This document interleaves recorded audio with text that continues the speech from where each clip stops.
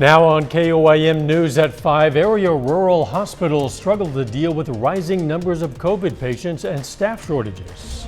The Biden administration has begun deporting Haitian migrants at the southern border. I'm Natalie Brand. Why thousands have fled their home country and the Homeland Security Secretary's response. The 4 states' most watched news starts now. Some rural hospitals fight to keep up amid an increase in numbers of patients and a staff shortage. This is KOAM News at 5. We've heard how the most recent Delta surge has left hospitals across the country full and healthcare professionals tired. Well, it's not any different in rural hospitals like Nevada Regional Medical Center. The hospital continues to see COVID patients. Between those and other patients, hospitals had to ask EMS crews to take patients to other hospitals several times in the last few months. And they've had to put administrators to work bedside because they're so short-staffed. I have been in healthcare for 36 years, and I've really never seen anything like we're experiencing now. We do have, again, wonderful physicians and wonderful staff that we can count on to be able to bear that burden. There is concern, though, how much longer we can continue. Tonight at 6, we're going to hear from a nurse at Nevada Regional and from the administrator at a hospital in southeast Kansas. Joplin police officials say burglaries in the city are declining, continuing a trend since 2018. From January to September 15th of last year, there were 313 burglaries. During that same time period this year, there were 302. JPD Captain William Davis says most residential burglaries in Joplin occur during the day, while commercial burglaries occur mostly overnight. We're seeing that while we have a slight increase this month in September compared to September of last year, overall year to date our burglary numbers are slightly down from the previous year, and that's a trend that's going back to 2018. We're seeing a decrease going forward. Captain Davis recommends keeping your home locked and installing some sort of security device. Checking in with Nick Kelly for a first look at the weather. We've had a pretty quiet day, Dad, but a hot one with highs pushing back into the lower 90s. But ahead of our next front, we're already seeing a severe thunderstorm watch for Lynn, Bourbon, Bates, Cedar, and St. Clair counties. Make that Vernon County, pardon me, until 10 o'clock tonight. And we're already starting to see a few isolated storms really get going just ahead of the cold front. They're mainly strong storms, but you can see them working across Anderson and Coffee counties on the Kansas side. The overall trend, though, as this front continues to push on through, past the Kansas Turnpike, we're going to see some more of these scattered storms fill in over southeastern Kansas, and they're going to be working on through as we go through the rest of the evening and even into the overnight hours.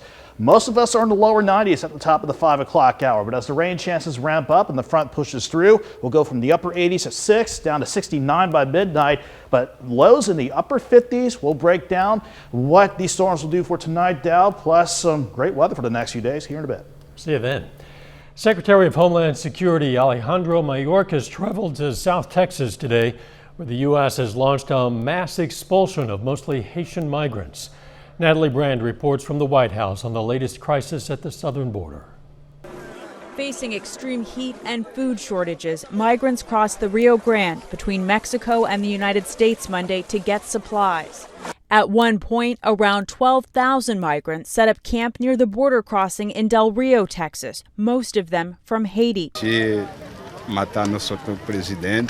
This man says he's afraid to return to his home country, saying there's no safety and no work, referencing the recent assassination of Haiti's president. Many of the people here had fled Haiti after the 2010 earthquake and settled in Central and South America before making their way north. It is tragic and it is heartbreaking. Homeland Security Secretary Alejandro Mayorkas traveled to southern Texas Monday, where the U.S. has begun mass deportations. On Sunday, more than 300 Haitians, including families, were flown back. We have reiterated that our borders are not open and people should not make the dangerous journey. DHS is planning more flights this week, but officials on the ground say they want the federal government to do more. It takes too long to process an asylum claim. You know, the system has been broke for 40, 50 years. It's used as a political football, from one agenda to the next. Texas Governor Greg Abbott asked the Biden administration for an emergency declaration as a result of the situation at the border. Natalie Brandt, CBS News, the White House. The Department of Homeland Security says it has surged about 600 agents and officers to the area, and more will be sent if needed. Both chambers of Congress are back this week, with Democrats working out the final text of their $3.5 trillion budget bill. But for now, that legislation won't include a pathway to citizenship for millions of undocumented immigrants after the Senate parliamentarian ruled against it. The House this week will vote on a continuing resolution to fund the government through the end of the calendar year, as well as suspend the debt limit through December of 2022. Students jumped from windows and ran for cover as a gunman opened fire on a university campus in Russia. At least 8 people are dead, more than a dozen are hurt. Authorities say the shooter was an 18-year-old student who wrote on social media that hatred fueled his shooting spree. He's now in custody after a firefight with police. Still ahead, opening up international travel restrictions. The U.S. and the UK both revised their COVID travel rules. I'm Wendy Gillette in London with what you can expect when you take a trip.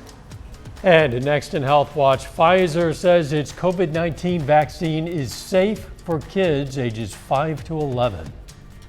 So what came now at Furniture Row? Topping today's Health Watch, an encouraging sign in the effort to keep kids safe from COVID. Pfizer has announced that a medical trial shows its coronavirus vaccine is safe for children ages 5 to 11. That could be a big step toward making the vaccine available to that age group, and it comes at a time when COVID-19 cases in children have been skyrocketing. Mola Lenghi speaks with a family whose children took part in the research. I think it's just been a really wonderful privilege, really, to contribute in this way. And so, Dr. Richard Chung is an adolescent medicine specialist at Duke Health in Durham, North Carolina. Chung's youngest son, 8-year-old Joshua, took part in Pfizer's recently completed trials for children ages 5 to 11 years old.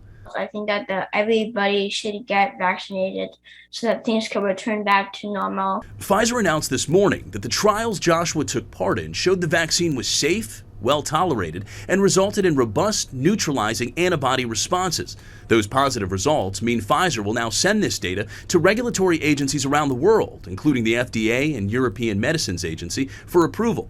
The FDA looks at this data and feels confident that it demonstrates that this vaccine is safe and effective for children 5 to 11. You could have a vaccine within a month to 6 weeks. Former FDA Commissioner Dr. Scott Gottlieb is a member of Pfizer's board of directors. Pfizer tested multiple doses to find the optimal dose that had the best compromise between reducing the number of vaccine-related side effects while still providing efficacy that's on par with what we saw in 16 to 25-year-olds. The vaccine has already been approved by the FDA for use in children 12 and up. Dr. Chung's older son, Caleb, took part in those trials. I wanted to participate in the trial in order to help motivate other kids to get the vaccine. Pfizer's announcement comes at a pivotal time in the fight against COVID-19. The most recent American Academy of Pediatrics report showed the second highest number of childhood COVID cases for any week since the pandemic began.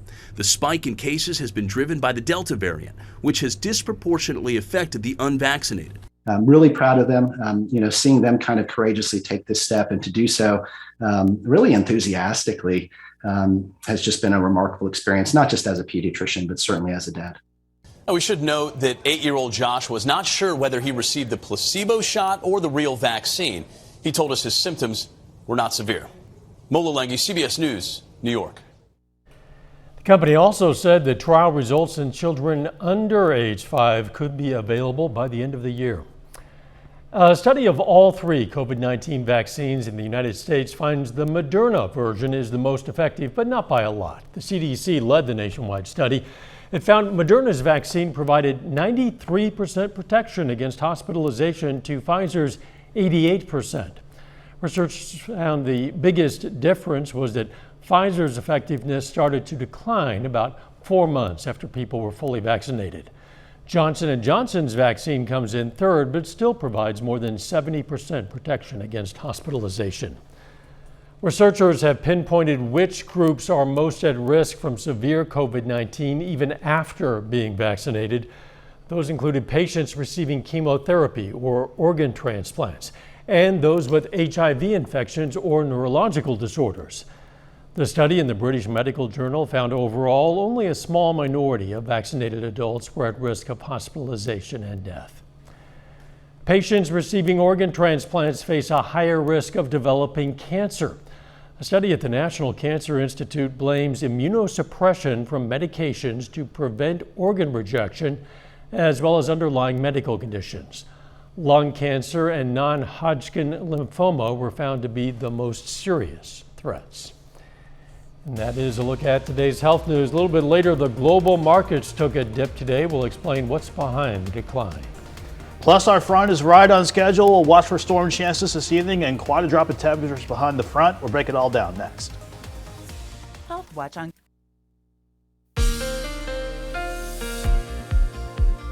We kept quiet and hot for this Monday, our final Monday of the summer season, but now our next cold front is right on schedule. You can see it working into our part of southeast Kansas and northeastern Oklahoma. And just ahead of the front, we're starting to see thunderstorms get going, especially from Kansas City and trying to clip parts of our northern counties right now. But no warnings are out there. On the other hand, there is a severe thunderstorm watch for Lynn, Bourbon, Vernon, St. Clair, and Bates counties affecting that part of Kansas and Missouri until 10 o'clock tonight, because there is still a slim chance that some of these thunderstorms that will develop as we go through at least until about midnight could have the chance of turning severe with maybe some quarter-size hail and 60-mile-per-hour winds. That's the strongest that I see any of these thunderstorms capable of getting.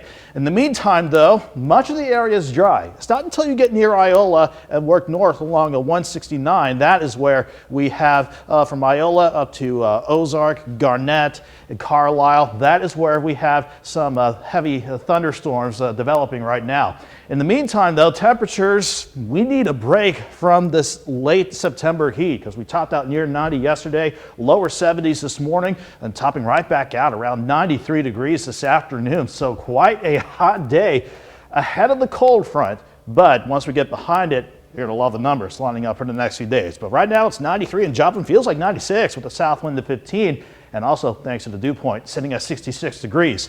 Most of us are in the lower 90s now, but you can see how that northwesterly wind is just about to kick in into our far northwestern counties. That is the backside of the cold front, eager to work on it. And as it does, look at temperatures go from the lower 90s at 6 to 74 by 10 to 69 by midnight, and eventually lows in the upper 50s for tomorrow morning. So we're looking at quite a drop in temperatures just for tomorrow alone to start the morning out, but we'll also have to contend with these thunderstorm chances as we go throughout the course of the evening and overnight. At least we're not alone in dealing with it. You can see how they stretch all the way through from Kansas City up into Iowa, right along the front. But it won't be long though before we get on the back side of that front and on the cooler side of the jet, which is just about knocking on the door. So let's break down how the rest of the evening and the night is looking.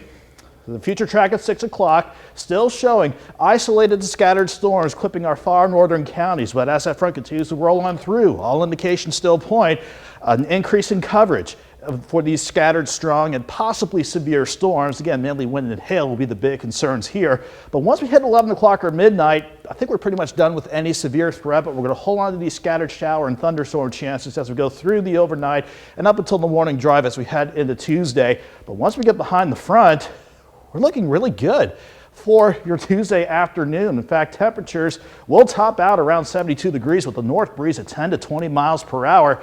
But we're not done seeing the lowest temperatures work in yet. We'll quickly drop to 60 by 10 o'clock Tuesday night, upper 40s for Wednesday morning, and with skies as sunny as can be for Wednesday, we're looking pretty good with highs topping out right around 72. So that is not a bad way to start the fall season out on Wednesday.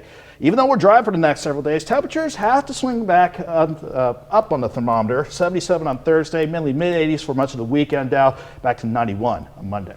It'd be nice to get those brisk nights at least. Yeah, we just got to get past the storms tonight, which I'll keep an eye on. Then we'll enjoy it.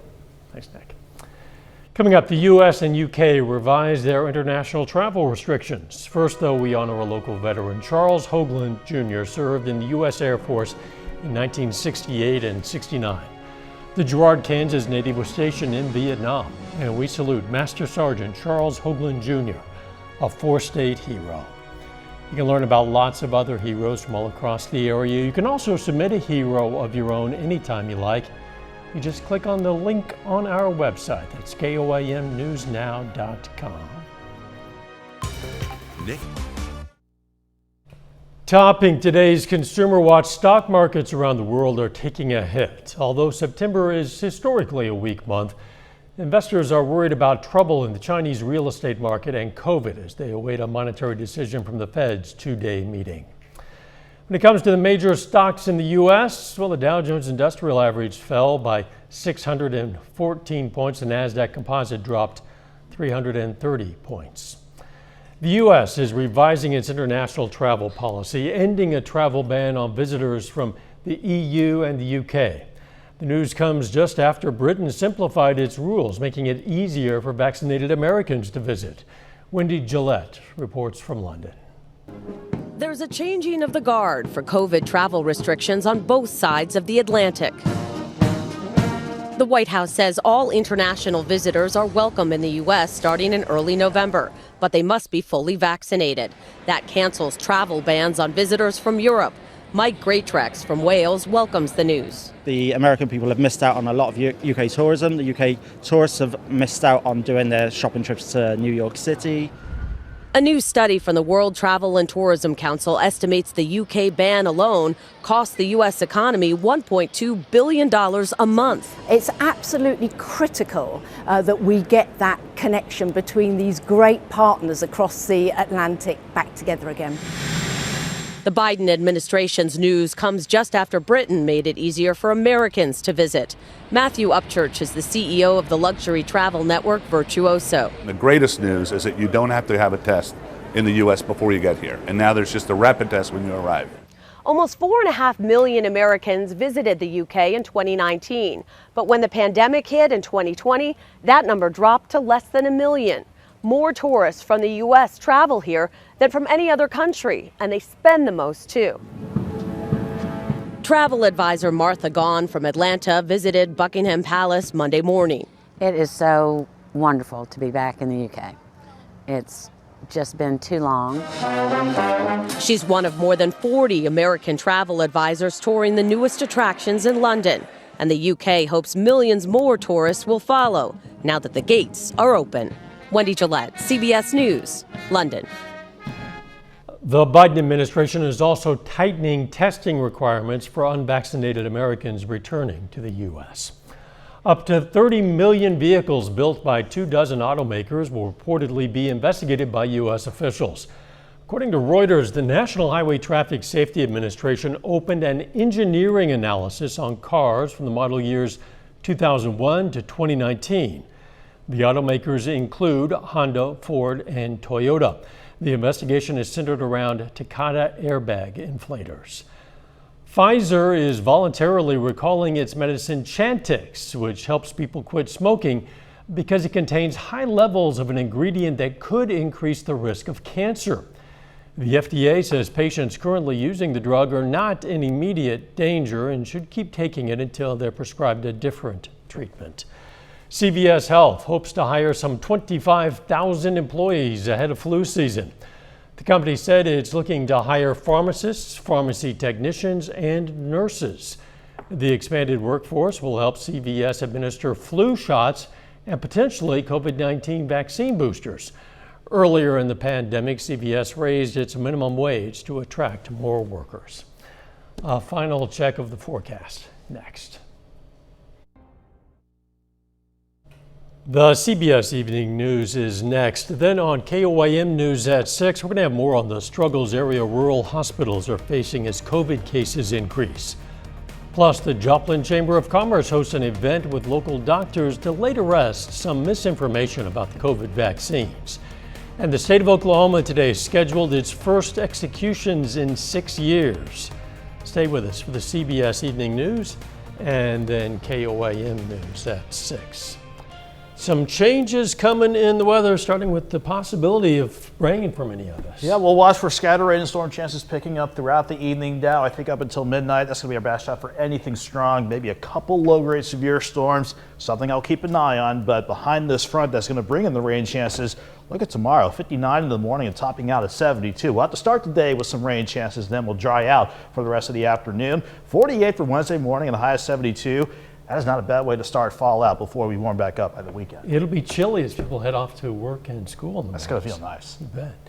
Thanks for joining us. We'll see you right back here for KOAM News at 6. Let's make it a great evening.